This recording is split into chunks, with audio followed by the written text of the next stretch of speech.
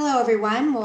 We'll give everybody just a moment to log on and then we'll get started.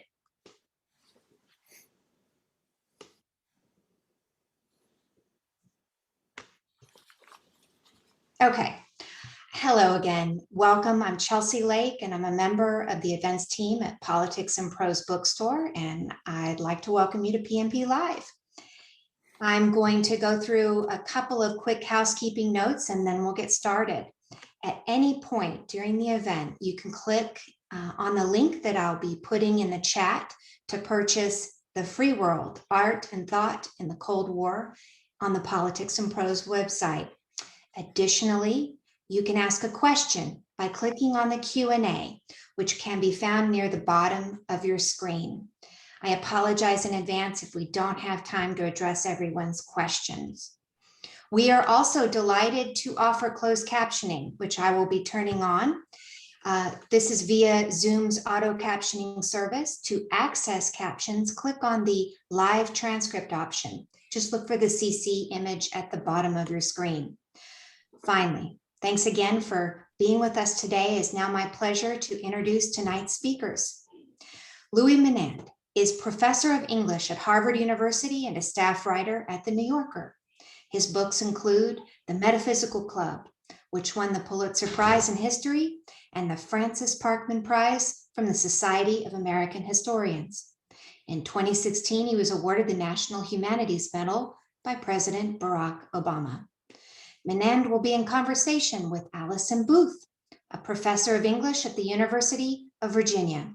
She is academic director of the Scholars Lab and director of Collective Biographies of Women, a database and study of networked nonfiction based on her book, How to Make It as a Woman, Collective Biographical History from Victoria to the Present. Please join me in welcoming them both to PNP Live. Thank you. Just want to say thanks to the bookstore for hosting us. It's such a great Washington institution. And thanks to my friend Allison Booth for agreeing to be my interlocutor. So let's get started. Yeah, thank you. Welcome, everyone. I was surprised and delighted to be invited because Luke and I go pretty far back.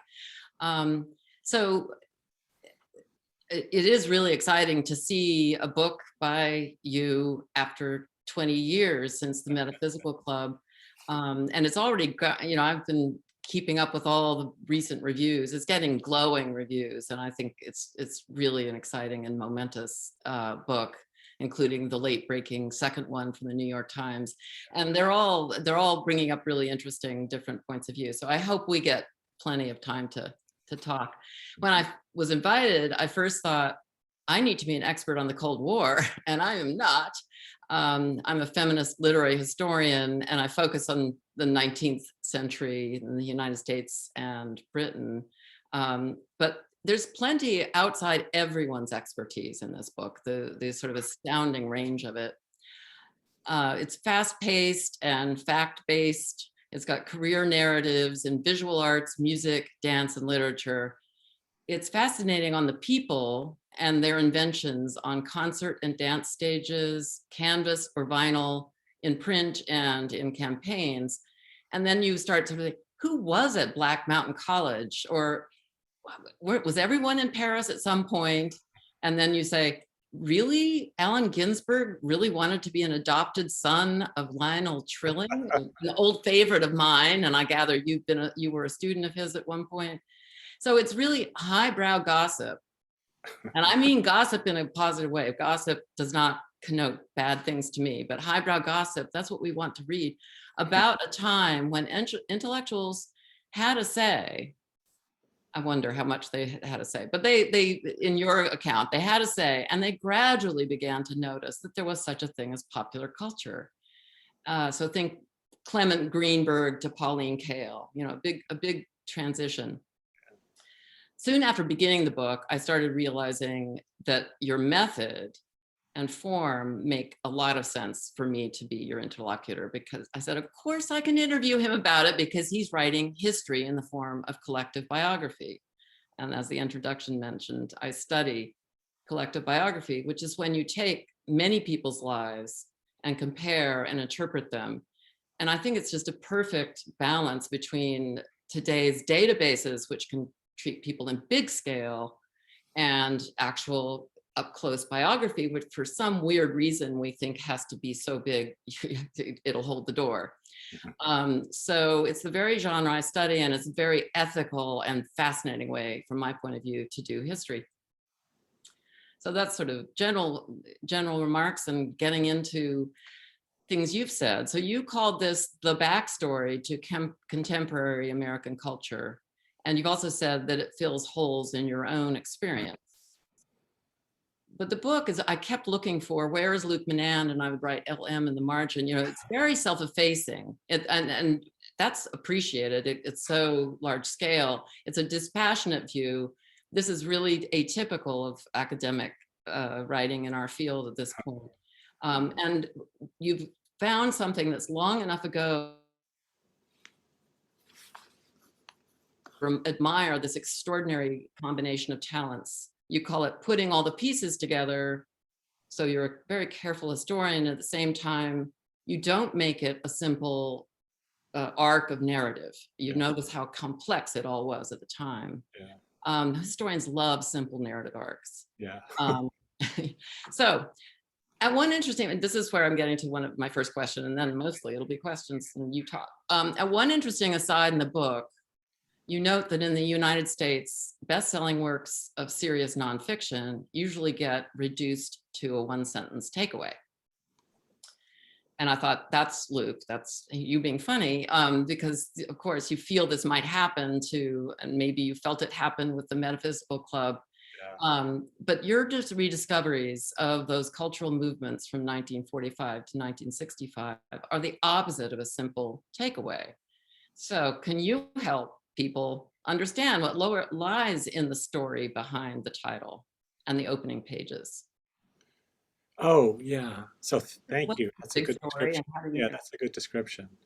I just on the biographical thing, I am an historian who believes that biography helps explain a lot about how works of art get produced, how books get produced, and so on. They don't explain everything, but they're definitely part of the mix that these things come out of. And I spent a lot of time trying to get to know the figures that I write about. And I love them all in the end, because you spend so much time with them and you become very empathetic to what they were trying to do. You become aware of the limits of what they were capable of doing or what the times allowed them to do. And that is also something that you get very invested in personally as an historian. So it's not the only thing I'm trying to do in the book, but it's definitely part of how the book works. So what was your question about? Oh, well, so I, in a way, I just want to tantalize you, and by the end of the hour, they will not have a one-sentence takeaway. Oh, the takeaway, yeah. But the takeaway, but then also just, really, I'm interested in also how you organize the chapters, or how you decided what went in and what went out. But yeah, I think, maybe the best way to explain that is to say that the book I wrote 20 years ago, The Metaphysical Club, is the history of pragmatism. And it goes from the Civil War to the end of the First World War. And that book is organized around four figures who are the leading figures in the pragmatist movement: William James, Charles Peirce, Love Wendell Holmes Jr., and John Dewey. And so that organized itself pretty easily. Those were sort of that's the clothesline on which I was able to hang lots of different stories and provide some continuity. There's no group like that in the period I'm writing about, 1945 to 1965. It would be very reductive to claim that one group of people or one strain of thought sort of defines everything or can be seen as a kind of general approach. There's just lots and lots of different people doing lots and lots of different things. So I wanted to respect that. I'm also very leery of generalizations about historical periods. We all use them, but they're really, when you get down in the weeds, it doesn't explain that much. It's much more complicated. So I organized it in a slightly idiosyncratic way, which was to make what I call vertical cross sections in the period, centered on a figure, major figure who intervened in the cultural intellectual moment in a way that mattered to people, and then try to explain that one phenomenon and then go on to the next one. And as I did that, I could see that by putting these pieces in a row, there actually was a kind of arc, as it were, a kind of trajectory or storyline that tied them together. But I wasn't trying to make it into a single story because I wanted the reader to be able to think for themselves about how these pieces fit together. So that was really the impulse behind it. And people walk in and out of each other's chapters. I mean, Yeah. so that it begins to feel like it all weaves together. Yeah, but that's just the way it worked out. And I wasn't sort of, now I have to bring back Hannah Arendt somewhere. She just shows up again. She's part of the story suddenly 20 years later. So yeah, so that was one of the nice things about it, is that these figures they kept coming back. So that, I think that also gives it a little bit of a sense of theater or drama for the reader. Mm-hmm. No, there's a pleasure of recognition, where's Waldo in this very complicated, Yeah, that's right. Yeah. That's right. But then also, I just sort of wondered if you felt as you were writing that there was a chapter you wanted to write but couldn't fit in, or the book was getting too long, or the book definitely got too long. The chapter I wanted to write was a chapter on Japan, because Japanese avant-garde art in the 1950s was somewhat in advance of American avant-garde art. And there was also a lot of cultural exchange between Japanese artists and critics and American artists. I think the whole story of post-war Japan and how it was rebuilt is in itself a fascinating story. The highest growth rates in the history of the world, domestic growth, were experienced in Japan in the 1960s. They had 11% annual growth. I mean, that's just staggering. So this country goes from being basically devastated at the end of the Second World War to being this global power. And so I wanted to tell that story, and I just couldn't get to it. Next book. Well, people may complain wrongly that this is Eurocentric, Euro-American story, and yet it's so extensive that I just think you try writing about this in so much detail. And I mean, I wanted to yes, that's one of the characteristic features of this period, because the U.S. was actively engaged with the rest of the world in all kinds of ways, was that there's a lot of cultural exchange. And it's not the case that the rest of the world is passively awaiting American cultural products at all. They have their own traditions and their own practices, and they take it, they're influenced by it, they send it back in a different form. I tried to capture that feature of the period. Yeah, I didn't want to be, a lot of Cold War history is very US-centric, particularly the cultural stuff. Political history now is very global, Cold War, but cultural history tends to be a little US-centric. So I wanted, my book is US-centric ultimately, but I wanted to capture the kind of exchanges that characterize the art and culture of this period. Yeah, I promise everyone they'll find surprises that they didn't know, no matter what they think they're an expert on. And I see you as really opening up and revising all the usual stories. That's your MO. You think you know about the Beatles, and then and unintended consequences and mistranslations. And I really like your epigraphs, and we should probably talk also about just the running thread of freedom as self-actualization. But one of the epigraphs is from Wynton Marsalis: "What am I willing to give up for you to be free?" That's part of what that epigraph is. And then Zora Neale Hurston says, "Many a man thinks he is making something when he's only changing things around." And I feel you love them all, but you also are watching them like head right into trouble or just fail to see what they're doing. So I think there might be some really great examples if you wanted to tell some about the delayed transatlantic reactions or the mistranslations. I can think of some, but you probably have some others in your mind too. Yeah, it's just that example that's was much written about, but it's really interesting, has to do with film, because after the war, American movies had not been seen in occupied Europe for 4.5 years, 5 years. And Hollywood had produced about 2,000 movies in that period, movies like Citizen Kane, Maltese Falcon, and so on. And when the war ended, the United States entered into an agreement with France to loan it money because, of course, France was, the infrastructure was deeply damaged during the war, and the country didn't have a lot of money. And part of that agreement, because Hollywood had a lobby in Washington, was to open French screens to American film because France had kind of a quota system for foreign movies to protect their own industry. And then when this went into effect in 1946, there was this big deluge of American movies coming into France, into Paris. And young cinephiles, cineasts like Jean-Luc Godard and Francois Truffaut were fascinated by these American films, as were other French film critics.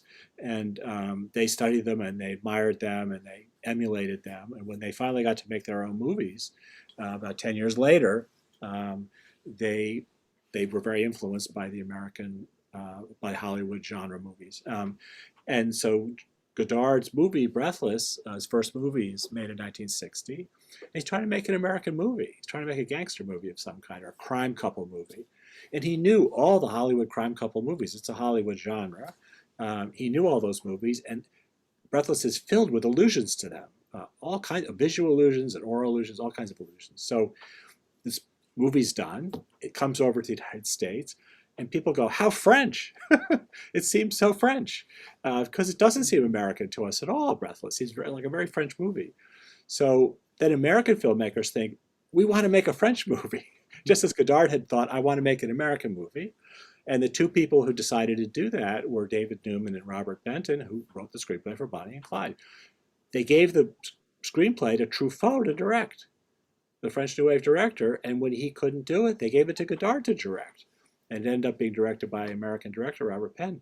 But Bonnie and Clyde was meant to be a French movie. It looks like the most American movie. So it's an interesting case where there's this cultural transmission and they kind of misunderstand each other or don't get what the other person is doing. And yet it has a real payoff in terms of, producing a kind of movie. The Beatles are the same kind of story, taking American rock and roll and so on. So there's a fair amount of that. Yeah, and it's the sort of thing that people at the time might not see because you're not seeing the big trend of the passing back and forth. That I was thinking also of the fact that before Sartre and others are really in their prime, they're reading poor translations of American literature. I just couldn't believe it. This French professor comes over. You tell the story. I mean, Maurice Cunningham. He was a French professor. He came to the United States in the 1920s, and he taught at Princeton. And when he got here, he didn't know very much English. He taught French. And he decided he could improve his English by translating American fiction. And he asked around, so who should I translate? And somebody said Faulkner, and that was unusual because in the 1920s, Faulkner was not widely read or really thought of seriously, but somebody had read Faulkner. And he translated, I think, The Sound and the Fury, and he sent it to Gallimard, and the publisher in Paris. So Gallimard's, this is great, do some more. And these books started being translated in the 1930s, and they were a huge sensation in France. Everybody read them. Beauvoir read them, Jean-Paul Sartre read them, Camus read them, in translation mostly. Beauvoir could read English, but the other ones couldn't. They read them in translation, which in many ways changed the novels. So the French had quite a different idea of what Faulkner's novels were about than we do. We think of Faulkner's novels as a lot of it dealing with race relations. French weren't interested in that at all. They saw something completely different going on. Same with Hemingway and so on. So they had a big influence in France because the French reinterpreted them in their own way. And I argue in the book, I think they had an influence on Sartre's existentialism because it's a philosophy of action. And what the French saw in American fiction, because it's quite different from French fiction like Proust or something, it's about people doing stuff. There's not a lot of interiority, particularly in Hemingway.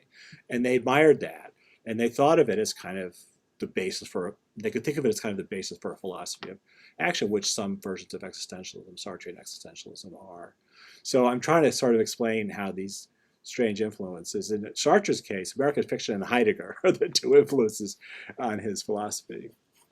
And then to find that existentialism sort of is a running thread through many of the chapters, because it then sort of seems to, I feel it kind of, and you show it kind of crops back up in the weird student movement's idea of freedom, which is self-actualization, not really, but yeah. Yeah, Tom Hayden and Casey Hayden, who founded SDS, they were big existentialist fans.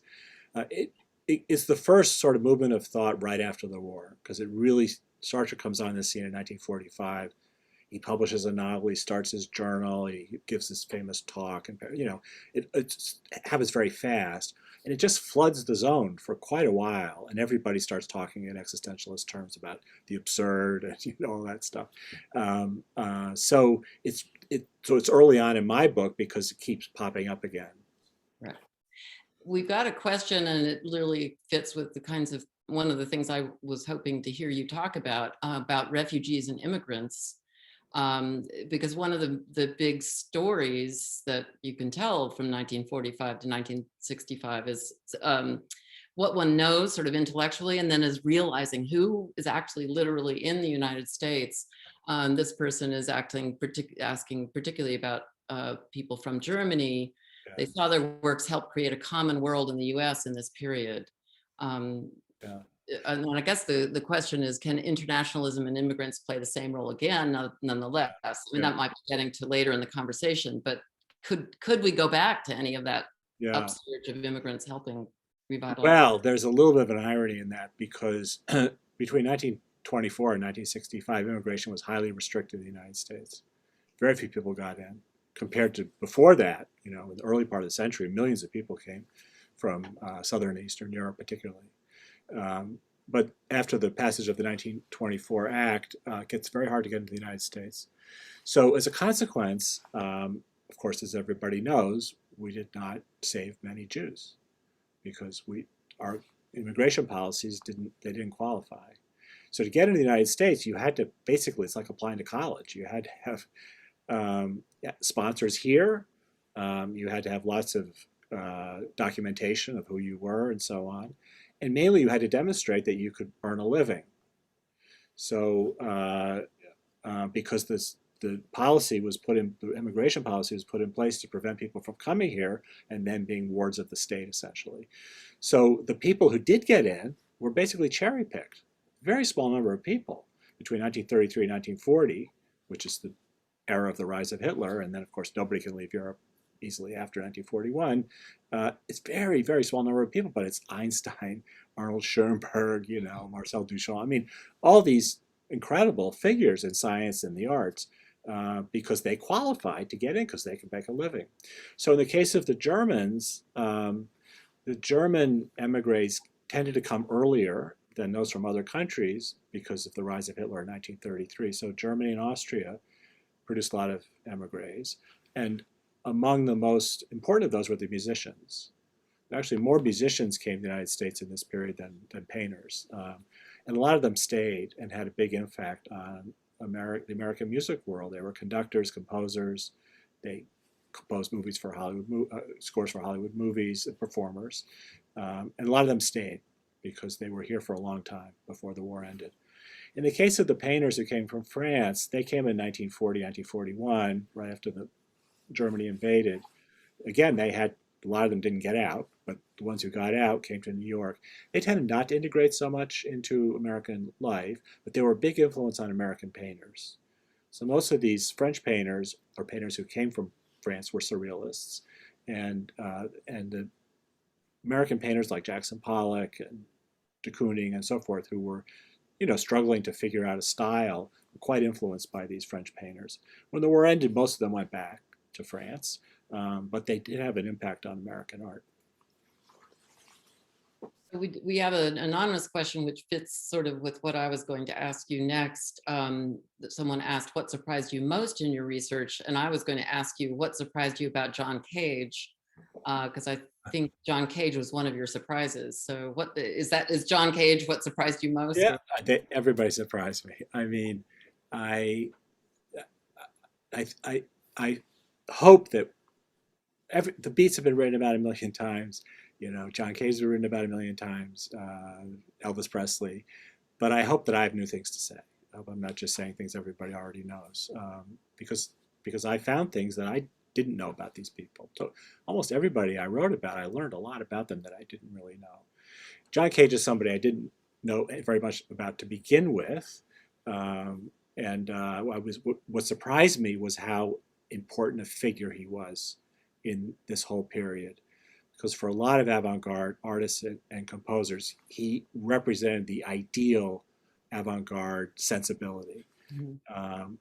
it wasn't so much that they wanted to imitate his music, though he had disciples, also musical disciples, but they just thought Cage was a true artist. And that was interesting to me because I guess I didn't appreciate that before I started writing about him. And when I finished writing about him, I had much deeper appreciation of what he was trying to do.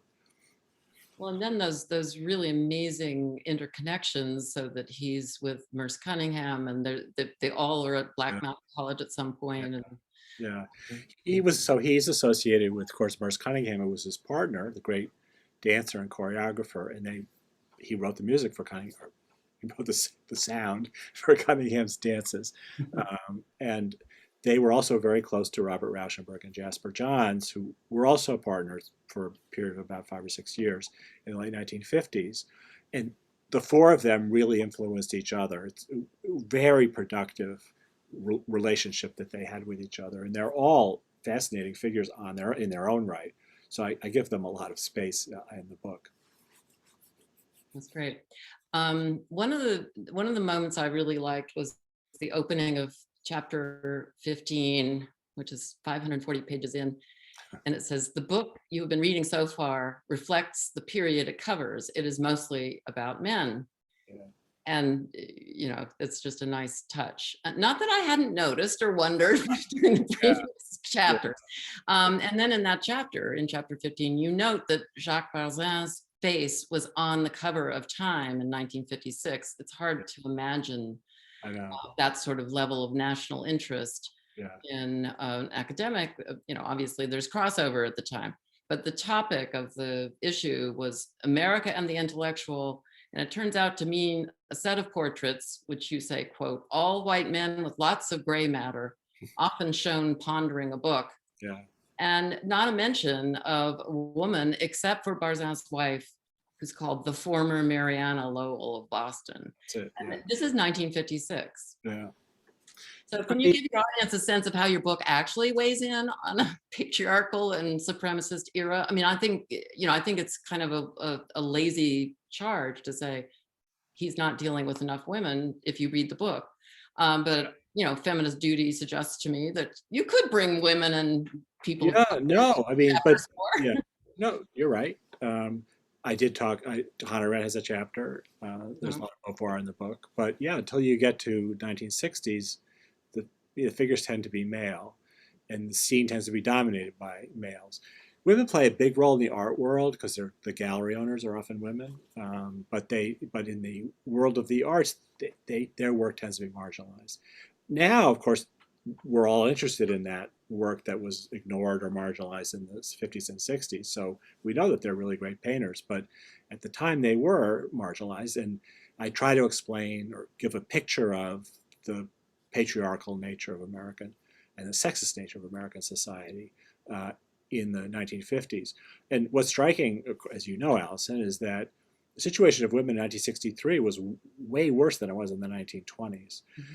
It's very weird, hard thing to explain exactly why the society thought it was a good idea to keep half of the workforce out of, at home.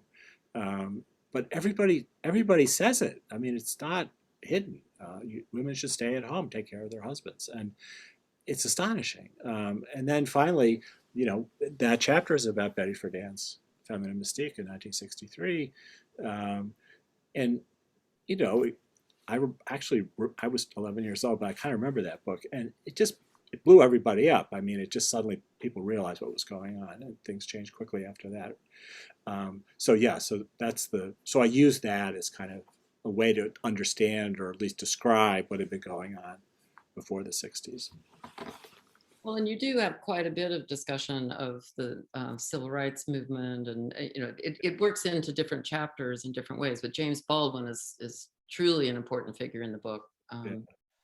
So I'm not. There are ways of seeing women in the margins of these movements, but it's hard enough to retrace. And I don't feel that there's a way in which you should have done it differently. Exactly. It's just really interesting how very male dominated these movements were. They were, yeah. But then in the 60s it's quite different. Like a lot of the important artists are women. I talk a lot about that Yes. stuff. So yeah, it changes. Yeah. And Susan Sontag plays a huge role also. Oh yeah, no, and I thought the treatment of Hannah Arendt really stood out. I mean, it was just very interesting to be thinking about her various connections. And, Yeah, so it's really strong. incredible Um, story. Yeah. no, and you and I agreed we weren't going to go very far into academia, but one of the chapters is talking about academia, and we are both professors. But here you are succeeding as a public intellectual, which has been the sort of pipe dream of academics ever since basically in the 60s. A lot of the energy that you describe in your book went into universities. I mean, creative writing programs, all that energy in the little magazines kind of goes into other sources. And it just feels really interesting to discuss that, as universities clearly are in a crisis now. Yeah. And I wonder if could there be surges of writing in the counterparts of Paris Review, Partisan Review, Dissent, or Commentary? Do you see any, you're not writing with nostalgia, but are you hoping to see something a bit more publicly engaged? Yeah, I'm not ready with nostalgia. I think that more professors ought to write for a more general public. I don't think of myself as a public intellectual, because that term usually refers to people who editorialize or intervene in political debate, which I don't do very much. Mhm. I'm just a writer, but I think that it's good for people in academic disciplines to have certain members of those disciplines being able to reach a larger public. And some disciplines are very good at that. For example, cognitive science. There's lots of books. I'm sure many people in our audience have read books in cognitive science or evolutionary psychology. They have people who can write for general public. We have fewer of those people, Alison, in our field, I think, than we used to. It's not healthy for the discipline not to have that. People be able to, not everybody has to do it, but it's a good thing to do. And that happened in the 50s a little bit because the university hadn't quite sort of swallowed everything up and made everything academic. But that does happen, in the 60s and 70s. Well, it may be happening more now as the whole structure of tenure and academia, there's a lot of crisis happening where people are having to figure out a way to make a living. And I think it often is the economics. It's very difficult now to make a living as a journalist, but it's also really hard as an academic. We could talk a lot about the I'm stopping. But it would be one of the things you like to say is that ideas mattered then. Yeah. And surely we want ideas to matter now. And I'm interested in that sort of. To me, that's the most compelling thing about the period of this first 20 years of the Cold War. Is that it mattered what kind of paintings you liked. It mattered what kind of music you listened to, what kind of movies you went to. It mattered how you interpreted a poem. Those things were considered. A lot hung on those questions in a way it's not really true today. And that's what fascinated me about it, because it just raised the stakes for everything. It makes everything really much more exciting, because it's very charged with this question of, did we getting it right or getting it wrong? So do you, I just have one final kind of my question and starting to segue into some of the questions other people are imagining. But one of the things that struck me was how much you know about and how many very interesting vested interests you must be trampling all over. So, people who have their own story of what was happening in the arts, people who have their own story, the wonderful discussion of popular music, which I've relished, and I really especially enjoyed chapters I knew nothing much about, but at the same time. So, I mean, I'm wondering if you feel that you are addressing many different audiences and maybe will be encountering dissent, objections to. Oh, yeah, you can count on that. Yeah. As I said, a lot's been written about all these figures and all these movements. There's a chapter on structuralism. There's lots of stuff been written about structuralism. I'm trying to write these chapters in a way that will satisfy experts that feel I've gotten it right, more or less. Some pretty scrupulous writer, but we all make mistakes. But yeah, so I'm trying to do that. But I'm also trying to write it in a way in which people who don't know anything about structuralism, even find the word a little off-putting, can learn about it. So that's the goal. I did do a lot of research for this, and I did spend a lot of time with the secondary literature, and I try to acknowledge the work that's been done that's influenced me or that it guided me and I learned from in the notes. So that's part of the reason it's such a big project. But yeah, I'm trying to write for everybody so that everybody feels, oh, you know, I thought I knew about that, but I actually learned more about it. Well, that really works to me. I mean, I was really just so struck by if you go to the notes, you start realizing this is not, he did not go to Wikipedia. This is not, you know, this is archival. This is, and I just love the sort of rethinking of these weird incidents, like Andy Warhol getting shot and Norman Mailer stabbing his wife, and you know, but the whole and the Jackson Pollock and all these other really sort of iconic. You know, it's like it's an archaeological history. You know, you're digging down, and then you find all kinds of stuff there that you didn't know was there, and that helps to contextualize what you're looking at. And often you find that the story behind the thing you're looking at is quite different from what you imagined it was. Why politics? Right. And you've done the meticulous alignment of so many stories that the chronology starts being just revelatory. So well, let me just, that's great. I'm really, I think it's so impressive. I did briefly mention it, but there's a good question just sort of asking about the civil rights awareness and recognition, and then connecting that to thinking about the Korean War. And there really isn't as much about the Cold War in some of the inner chapters, it seems to me, but perhaps say more about what you do say about either of these issues, the civil rights or the Korean War or the military Eisenhower's role. Okay, yeah. I don't talk about the Cold War in every chapter because it's not always relevant to what I'm trying to understand. Often it is, but not always. So I'm not using the Cold War as a kind of overall explanation for why people did what they did. So it's not really a history of the Cold War from a political point of view very much. Right. I try to touch on the important things about what was going on, particularly anti-communism and so forth, because it's relevant sometimes, but it's not principally about the Cold War. In the case of civil rights, I have really 2 chapters on it, and Baldwin's the major figure for that, and he's a very complicated person. It took me a long time to feel I had half an understanding of what made James Baldwin tick, but fascinating.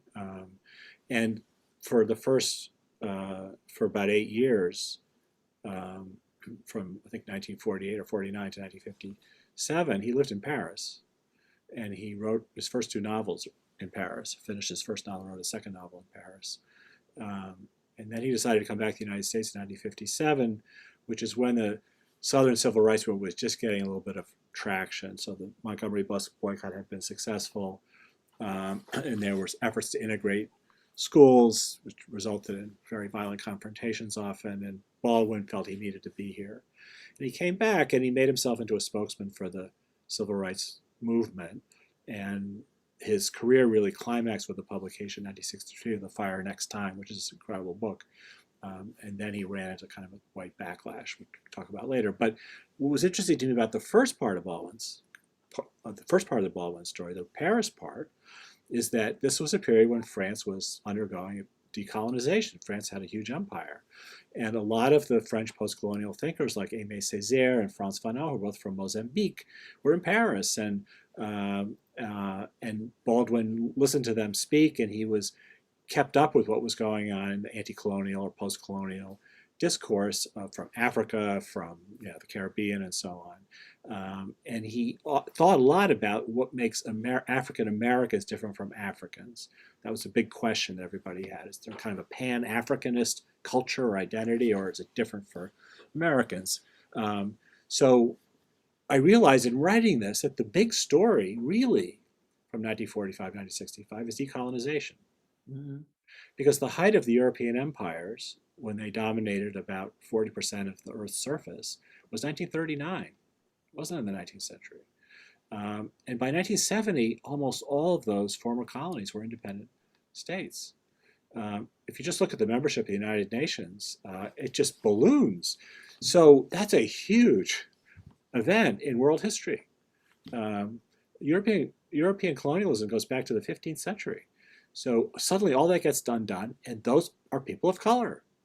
And they're suddenly players on the world stage in a way they had never been. So that puts a lot of impetus behind the civil rights movement in the United States. They can identify with this sense of decolonization and liberation that's going on around the world. And I think, and other scholars have written about this before I did, that it puts pressure on the American government, the Kennedy administration, to solve the race problem in the United States because they want to show that we care about people of color. That doesn't work if you're keeping, a huge part of 10% of your population oppressed. So the argument is the Kennedy administration didn't really want to have to deal with civil rights, but was forced to because of its geopolitical significance. Yeah, that's I'd love to talk further about that, but there's a really good question about how important was the CIA plus fellow travelers? How important does that turn out to have been in shaping American letters post-war? Yeah. And in some of the early chapters, I learned more than I had known about how complicated all of it was. But say more about that. No, that's a big story. What happened was that the CIA, and when it came into existence in the late 1940s, created an office to fund covertly various enterprises that the government wanted to support, but not publicly. And the CIA had a ton of money at its disposal to do this work because they were able to skim off Marshall Plan money, which was not a lot. So there was this like big octopus of CIA foundations, dummy foundations, and so forth that were supporting various groups, most of whom had no idea that the money that was supporting them was coming from the CIA or the government. And that all blows up in 1967 when Ramparts magazine, if you remember this sort of New Left muckraker magazine, exposes the CIA, that the CIA sponsored the National Association of Students, which is this big college student association. And then once that gets exposed, the whole tapestry unravels. It turns out that the CIA is involved in everything. And then you can't trust anything because going all the way back to 1950, who are these people writing for? Who's supporting these exhibitions that are going abroad and so forth? The story can be, I think, sometimes overinterpreted to think that the CIA actually picked abstract expressionism out and tried to promote it as a representative of the American way of life. I don't think that's true. The CIA didn't think that way. What they were trying to do is to promote the idea that there's a diversity of artistic styles available in America because the Soviets didn't have diversity. They had a single socialist realism was their aesthetic. So we didn't want to promote one kind of art. We wanted to promote every kind of art to show that it doesn't really, we don't care. You can make a soup can painting, you can paint an American flag, whatever. But the interesting part of it is that all this stuff was being used for work of propaganda by the government. And when the people who wrote for these magazines that turned out to be funded by the CIA, like Encounter in London, they had versions of it in Germany, France, and Italy, and so forth, discovered that they were being paid by the CIA, they were outraged. But the scandal was the CIA didn't have to tell them what to say because they were saying exactly what the CIA wanted them to say. That's what's really fascinating about it. And when you learn, I put this at the very end of the book, because when you learn it, you look back, you think, oh my God, what was really going on? Yeah, and it does make you feel that free will in any case is a little less accessible, since people are being so manipulated and so much zeitgeist and unintended consequences. I mean, I just feel like even the CIA was just a bunch of bumblers. They were bumblers. That's what, I mean, it was so easily exposed. It's amazing nobody had done it before. Yeah. So I've got a couple of questions which chime with some things I'd like to bring up, but it's interesting because in the book you do need to go back to the 20s, and some of these people were born in the 19th century, even in the early parts of the book, and do not go forward. I mean, don't go past roughly 1965, except in a few offhand remarks, but. Some people are interested. What is your assessment of our cultural health and vitality compared to the period about which you write in your book? And I'm going to relate this to another question from a totally different person. Okay. What's your view of discussion and debates now about cancel culture especially in light of your emphasis on ideas having mattered in the period about which you write. Because, one might look back at a time when things were ultimately better for cultural workers or, people in the arts than they are now. But you also could say, so you could say things are terrible now. I don't know. So do you connect it, or do you see, what do you want to do with that kind of framing question? Culture today is very exciting for different reasons. It's just, there are different things at play. If you think of cancel culture on the, analogy to efforts to suppress certain kinds of books or art in the 1950s, I'm not saying it's the same thing, but just that there's always pushback. There's always tension in the society against what writers and artists are trying to do. And that tension is productive, even if it's in the short term, it can be very frustrating. So I think there's a lot of interesting things going on today. It's just the issues are completely different. They're almost completely different from the issues in the Cold War period. A little bit of it is that, so I was born in 1952, in case you haven't guessed that. And so in the 60s, I was a kid, and everything was happening fast. I thought, everything's great, and I think that's just the nature of being 14 to 20 or whatever. And so I think kids today, young people today, are excited by things that are happening. The whole online world is incredibly exciting to younger people who can navigate it better than older people can. The music world is incredibly active and exciting, popular music. So there's a lot of stuff going on. I don't think that we're in a bad place from that point of view. I think that there's a little bit less of a sense that it ultimately matters what your taste is. I think the political content matters to people, but not so much your taste in certain styles of art than it did in the 1950s. But that just makes for a different kind of debate.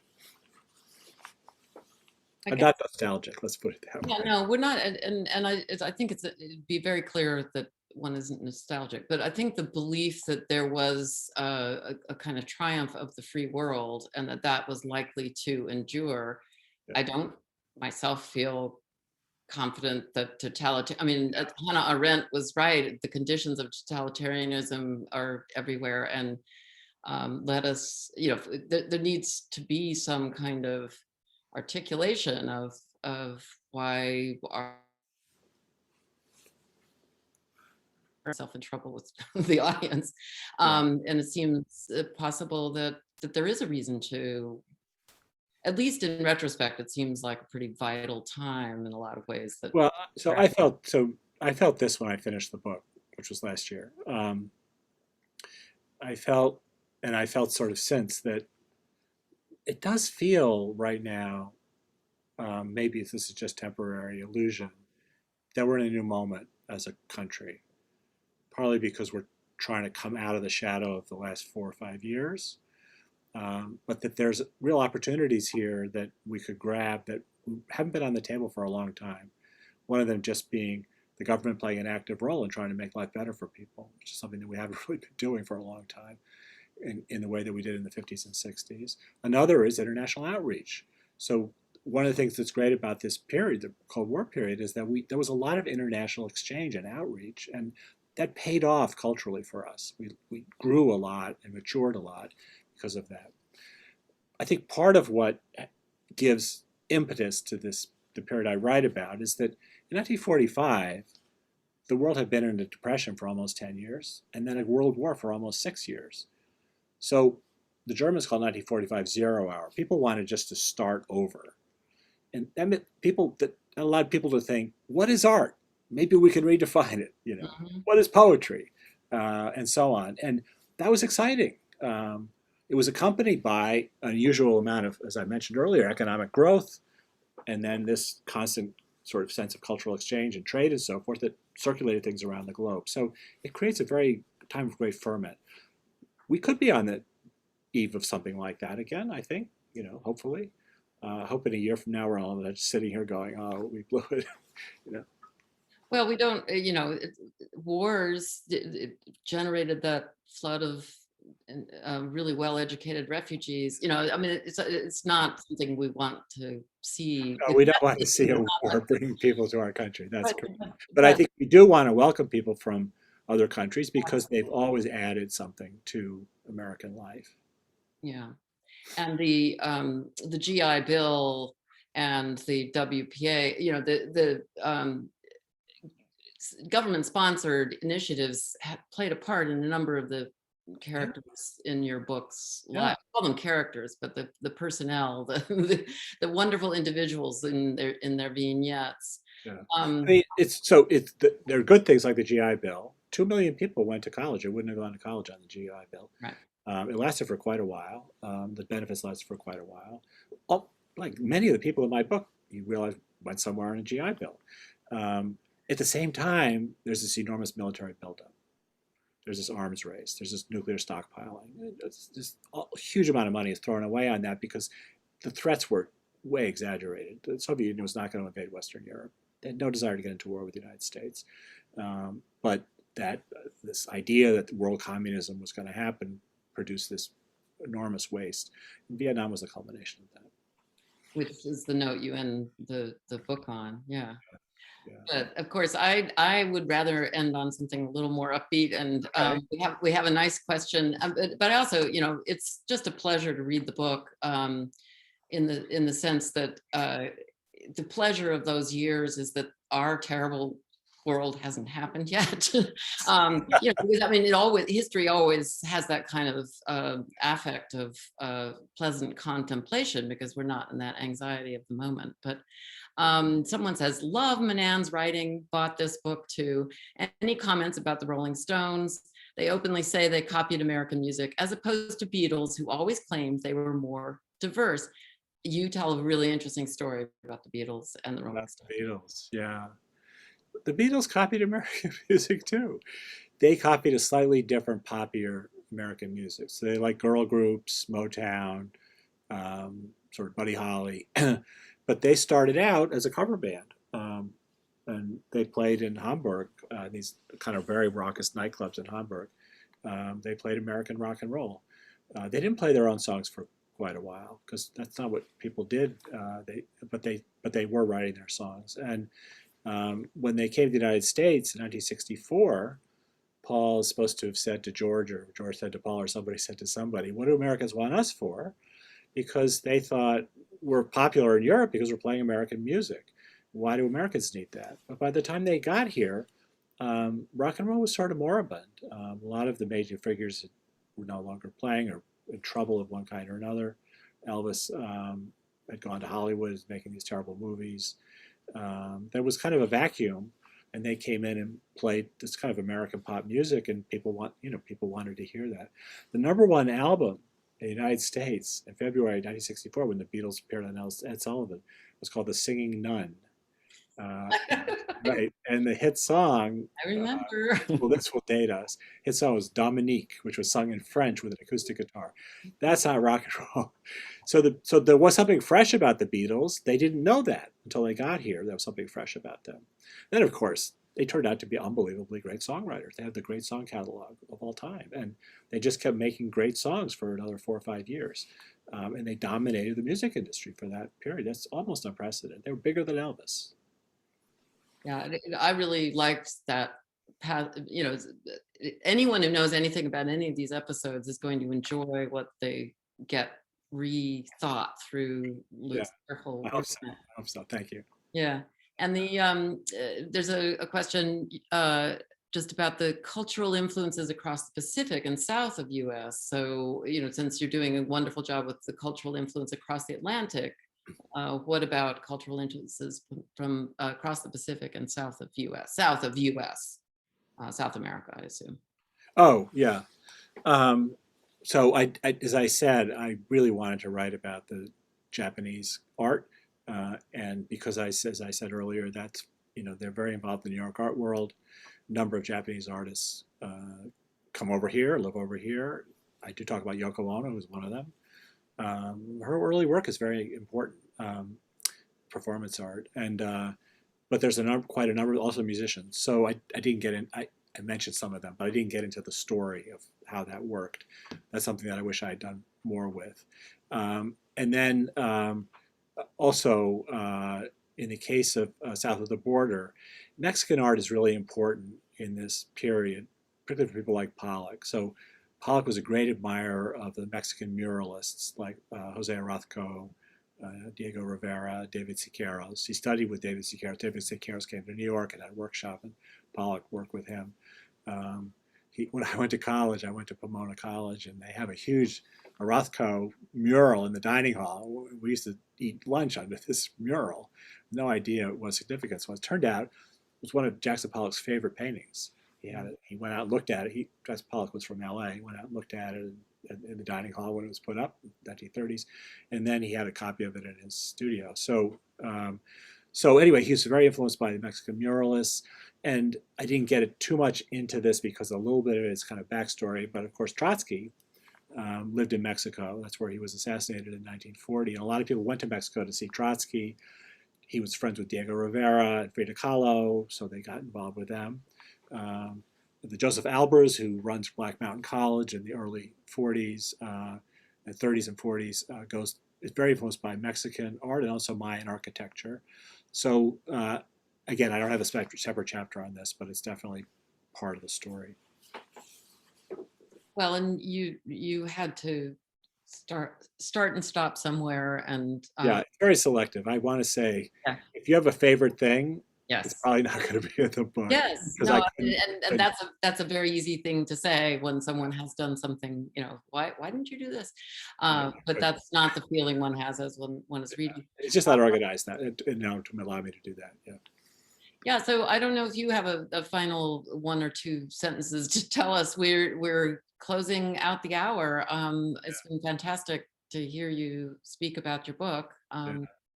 I love talking about my book. Are you kidding? Yeah, it's as I said, I think, and as Allison said kindly, it's meant to be enjoyed. I think it's a serious work of history, but I try to write in a way that will entertain you as well as interest you. So that's I think the goal of writers, and also my job is to help people think, but not to tell them what to think. So I want you to make up your own mind about this period. It really all the chapters sort of marinate wonderfully, and each new section is this meeting a new person, and you want a life story. I mean, I really think it is wonderful in its biographical work. So thank you. I think we have some parting words from the bookstore, and thank you so much. Thank you. Oh, yes, thank you so much. We have time for one quick question. Will you let everybody know what you're both reading now? I'm reading the Iliad because I have to teach it tomorrow. Yeah. But when I finished the book, I started reading all the books that I didn't read when I was writing it. So I started with Elena Ferrante, and then I read Knausgaard. So I'm sort of catching up on stuff that everybody's already read. It's fun because I rarely had time to read recreationally, but now I can do it. I got started with Ayad Akhtar on Homeland Elegies, and then went back. I've just finished American Dervish. I really think he's extraordinary. So. Oh, great. Well, thank you guys so much. I could have listened to another hour. This has been such a lovely conversation. I want to thank you both again for joining us this evening. I want to thank everybody out there in Zoom land for coming. Your patronage is what enables us to bring you wonderful programming like this, and we cannot continue to host events without the book sales to support them. So I would gently encourage you to visit the link that I've put in the chat. It'll take you directly to the Politics and Prose website, where you can purchase The Free World, Art and Thought in the Cold War. And while you're there, visit the events page for the latest up-to-date event listings. We hope to see you at an event soon. In the meantime, stay well, everyone, and stay well read. Thank you so much. Thank you. Thanks. Bye. Thank you. Bye-bye. Thank you.